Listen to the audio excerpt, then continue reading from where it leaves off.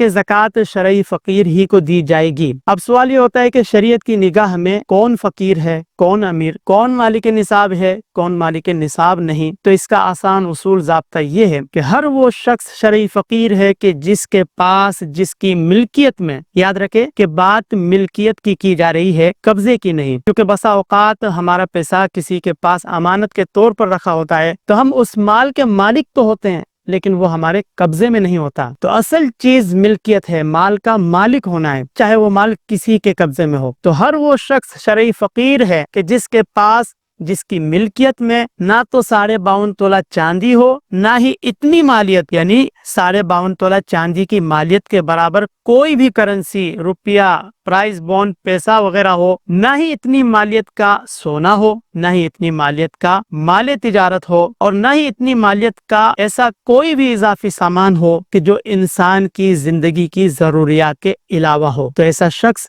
शरीयत की निगाह में फकीर है, उसको ज़कात दी जा सकती है। इसी तरह अगर इन तमाम चीजों को मिलाकर देखें, यानी इंसान के पास कुछ रकम है, कुछ चांदी है, कुछ इजाफी सामान है वगैरह, तो अगर इन सब को मिलाकर देखें तो मजमूई एतबार से भी अगर इन सब की मालियत 52.5 तोला चांदी की मालियत के बराबर नहीं पहुंचती तो अब भी ऐसा शख्स शरई फकीर है। और अगर इनकी मालियत 52.5 तोला चांदी की मालियत के बराबर पहुंच जाए, चाहे वो इनफरादी तौर पर पहुंचे या मजमूई तौर पर, तो अब ऐसा शख्स शरई फकीर नहीं बल्कि मालिक निसाब है। मिसाल के तौर पर 1 तोला सोना है और इसकी मालियत यकीनन 52.5 तोला चांदी की मालियत से तो कहीं ज्यादा है। इसी तरह घर का कोई ऐसा इजाफी सामान है कि जिसकी मालियत 52.5 तोला चांदी की मालियत के बराबर पहुंच जाए या उससे ज्यादा हो जाए। अलगर्ज फर्दन फर्दन या मजमूई एतबार से, यानी तमाम चीजों को मिलाकर देखने की सूरत में अगर उनकी मालियत 52.5 तोला चांदी की मालियत के बराबर पहुंच रही हो तो ऐसा शख्स शरई फकीर नहीं बल्कि वो मालिक निसाब करार दिया जाएगा और साल गुजरने पर उस पर ज़कात की अदायगी भी फर्ज होगी। इसे हम इन मिसालों के जरिए समझते हैं कि बिलफर्ज पाकिस्तान में आज के दिन के मुताबिक चांदी तकरीबन 9,000 रुपए पर तोला है। इस एतबार से 52.5 तोला चांदी की मालियत कमोबेश 4,72,000 रुपए बनती है आज के दिन के रेट के मुताबिक। लिहाजा